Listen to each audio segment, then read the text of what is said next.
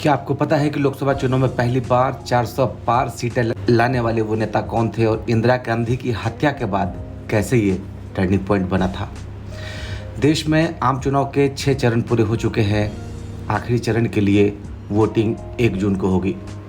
इधर प्रधानमंत्री नरेंद्र मोदी अपनी पार्टी के लिए 400 पार सीटें जिताने की अपील जनता से कर रहे हैं। देश में एक ऐसे प्रधानमंत्री भी हुए जिन्होंने पहले ही चुनाव में अपनी पार्टी को 400 से ज़्यादा सीटें दिला दी। आज हम बात कर रहे हैं देश के सबसे युवा प्रधानमंत्री राजीव गांधी की। देश की आज़ादी के बाद उनके नाना पंडित जवाहरलाल नेहरू पहले प्रधानमंत्री बने और 17 सालों तक बागडोर संभाली। उनके बाद मां इंदिरा गांधी प्रधानमंत्री बनी। इसके बावजूद उनके सपनों की उड़ान आसमान छूने लगी थी।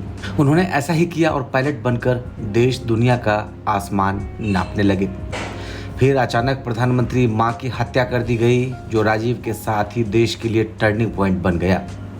आनन फानन में सिर्फ 40 साल की उम्र में उनको प्रधानमंत्री पद की जिम्मेदारी दे दी गई और अगला आम चुनाव उनकी अगुवाई में लड़ा गया तो कांग्रेस ने जीत का सारा रिकॉर्ड तोड़ दिया। 21 मई 1991 को एक चुनावी जनसभा के दौरान बम विस्फोट में उनकी हत्या कर दी गई। राजीव गांधी के प्रधानमंत्री बनने से लेकर 404 सीटें जीतने तक आइए जानते हैं वो किस्सा। 20 अगस्त 1944 को राजीव गांधी का जन्म बॉम्बे में हुआ था। वे केवल 3 साल के थे जब भारत को आज़ादी मिली और नाना स्वतंत्र भारत के प्रथम प्रधानमंत्री बने। पिता फिरोज गांधी सांसद चुने गए। मां इंदिरा गांधी प्रधानमंत्री नेहरू की सहायक के रूप में काम करती थी।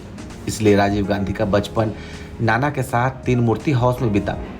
बाद में पढ़ने के लिए उनको देहरादून के वेलहम स्कूल भेजा गया। वहां से दून आवासीय स्कूल में भेजा गया। बाद में छोटे भाई संजय गांधी को भी पढ़ने के लिए इसी स्कूल में भेजा गया, जहां दोनों साथ रहे। स्कूल की पढ़ाई पूरी कर राजीव गांधी कैम्ब्रिज के ट्रिनिटी कॉलेज गए और वहां से लंदन के इंपीरियल कॉलेज में दाखिला लेकर मैकेनिकल इंजीनियरिंग की पढ़ाई की। राजनीति में उनको कोई रुचि नहीं थी। दर्शन, राजनीति या इतिहास के बजाय विज्ञान एवं इंजीनियरिंग की किताबें पढ़ा करते थे। पश्चिमी और हिंदुस्तानी शास्त्रीय और आधुनिक संगीत पसंद के साथ उनको फोटोग्राफी और रेडियो सुनने का शौक था। इन सबसे ऊपर उठकर हवाई उड़ान उनका सबसे बड़ा जुनून था। इसलिए इंग्लैंड से लौटने के बाद उन्होंने दिल्ली फ्लाइंग क्लब की प्रवेश परीक्षा पास की और कमर्शियल फ्लाइट का लाइसेंस लेकर घरेलू कंपनी इंडियन एयरलाइंस में पायलट बन गए। नाना पंडित जवाहरलाल नेहरू के निधन के बाद राजीव की मां इंदिरा गांधी प्रधानमंत्री बनी। साल 1984 में 31 अक्टूबर को प्रधानमंत्री आवास पर इंदिरा गांधी को उनके ही बॉडीगार्ड ने गोलियों से भून दिया। उस वक्त राजीव गांधी प्रचार के सिलसिले में बंगाल में थे। आनन फानन में उनको दिल्ली बुलाया गया। कांग्रेस के नेता सकते में थे कि देश को कौन संभालेगा। काफ़ी जद्दोजहद के बाद फैसला हुआ कि राजीव गांधी को देश का अगला प्रधानमंत्री बनाया जाए। हालांकि सोनिया गांधी इस फैसले के खिलाफ थी। उन्होंने कहा अगर राजीव प्रधानमंत्री बनते हैं तो उनकी जान पर भी खतरा बन सकता है। इस पर राजीव ने कहा कि वो इंदिरा गांधी के बेटे हैं और जो लोग उनकी मां को पसंद नहीं करते हैं वे उन्हें भी नहीं छोड़ेंगे।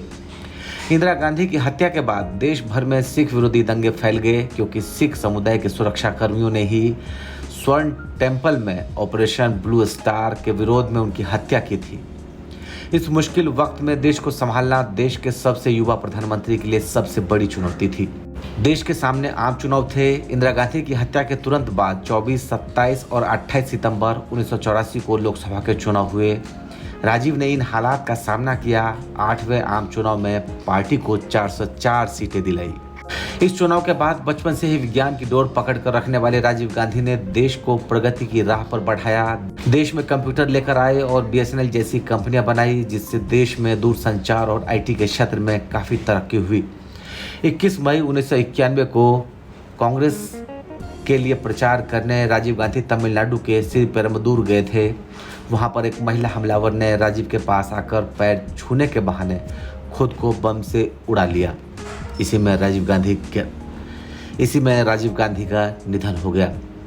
और अगर आपको वीडियो अच्छा लगे तो आप इसको लाइक करिए, चैनल को सब्सक्राइब करिए और जिसको ज़्यादा से ज़्यादा शेयर करिए। साथ में अपना कमेंट ज़रूर करिए। बहुत शुक्रिया आप सभी का।